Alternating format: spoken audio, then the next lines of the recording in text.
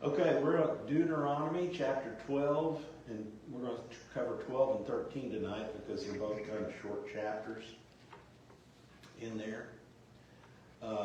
He had gone through, this is Moses after the 40 years, right before he dies.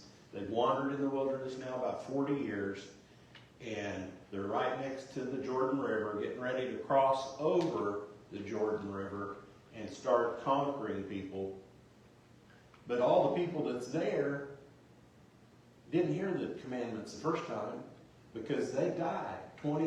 Everybody who was below 20 or above 20 died in the wilderness, wandering around. So these are new kids. Some of them, I'm sure a lot of them was there, but he's just reminding them now, all these now, 40 years later, those 20-year-olds are 60. And he's reminding them, and all the new ones underneath them, they never heard of this. All they'd heard about is the stories from their mom and dad, that the Red Sea parted and all this. And, it's just kind of like fairy tale to them. Moses is telling them. He's the one that led through. Moses is 120 years old now, and he's still reminding them of what God did for the people.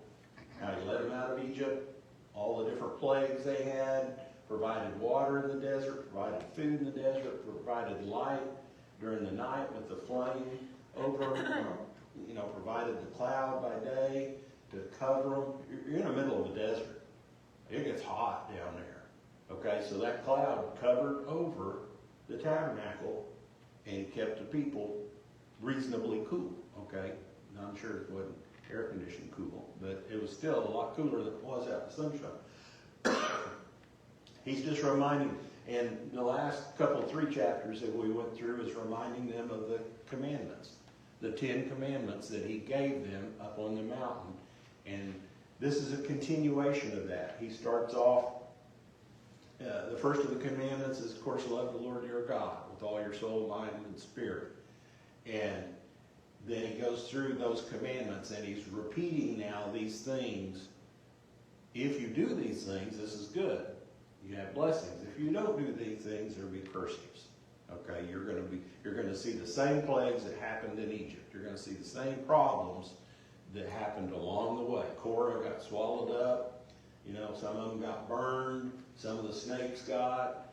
All these things will happen if you don't follow God, because that's what he was trying to instill upon them.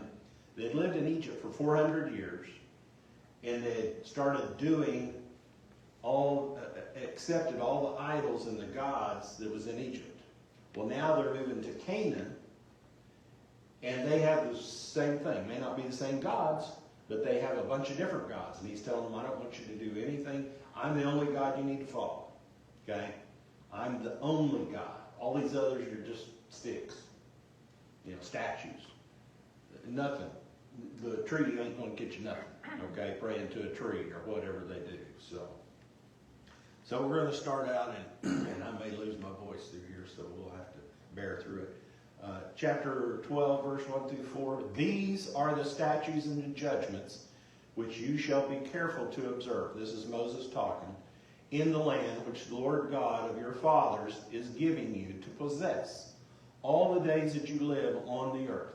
You shall utterly destroy all the places where the nations which you shall dispossess serve their gods, on the high mountains and on the hills, and under every green tree. And you shall destroy their altars, break their sacred pillars, burn their wooden images with fire. You shall cut down the carved images of their gods and destroy their names from that place. You shall not worship the Lord your God with such things. So, as they go through here, he's telling them, you're going to conquer these people, and you're going to go into their cities, and they're going to have these statues and these idols and these things after you need to wipe out the people. He's already told them there's 7 different nations. It's all the ites, Hittites, and the not the Amorites, but a bunch of the other Hittites and Jebusites and all those. You're going to wipe them out completely. Okay, we don't want any of them left because they're so horrendous, and we'll see a little bit of that at the end of this, of their worship.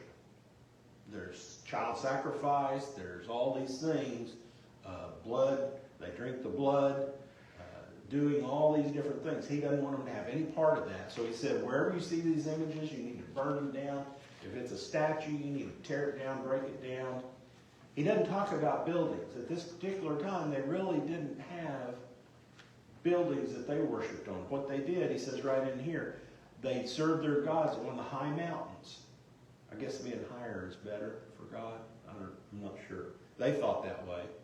Okay? Or on the hills under every green tree. We see a lot of tree huggers now. Now, I like nature, okay? But God made nature. He didn't make it as a God. So that's why he's saying you got to utterly destroy each and every one of these pieces, okay, as they go through. And even so much that you don't serve God in the way they serve their God. By building an idol, by building the statue, by building... That's what he's saying there at the last. You shall not worship the Lord your God with such things. That's the things that he's talking about. Don't get caught up in them. We want to completely wipe them out so they don't get caught up in that. Sounds good, but we know it doesn't happen. One of the things on the high mountain, it says, and on the hills under every green tree, since much of the pagan worship of the Canaanites was a sexualized worship of fertility and nature, their shrines and temples were often in beautiful outdoor settings. God didn't want Israel to adopt this approach of worshiping the creature rather than the Creator. Okay? And that's what he's trying to tell them and get by them. You'll try to read tonight, or you want to skip? Okay. But you shall seek the place where the Lord your God chooses out of all your tribes to put his name for the dwelling place, and there you shall go. There you shall take your burnt offerings, your sacrifice, your tithes, the heave offerings of your hand, your vowed offerings, your freewill offerings, and the firstborn of your herds and flocks.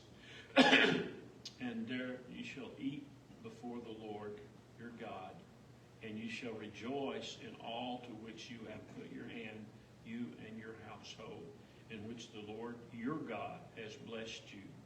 You shall not at all do as we are doing here today, every man doing whatever is right in his own eyes.